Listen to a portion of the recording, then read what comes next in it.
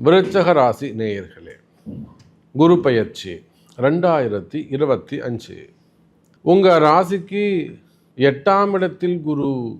நேற்று வரையில் 7ஆம் இடத்துல குரு இருந்தார் சாமி, இன்னைக்கு போய் 8ல் மறைஞ்சிட்டாரு, ஒன்றும் பயப்படாதீங்க.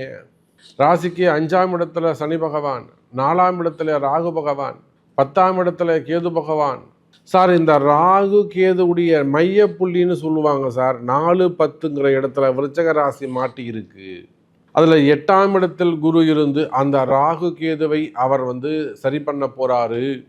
மறைந்த குரு, 8ல் மறைந்த குரு சனி பகவானாலும் மற்றும் ராகு கேதுவால் உங்களுக்கு ஏற்பட இருக்கின்ற சங்கடங்களிலிருந்து, விருச்சக ராசி அன்பர்களுக்கு இந்த ராகு கேதுவால் ஏற்பட இருக்கின்ற பிரச்சனைகளிலிருந்து, தோஷங்களிலிருந்து காப்பாற்றுவதற்காக 8ல் குரு அமைந்திருக்கிறார்.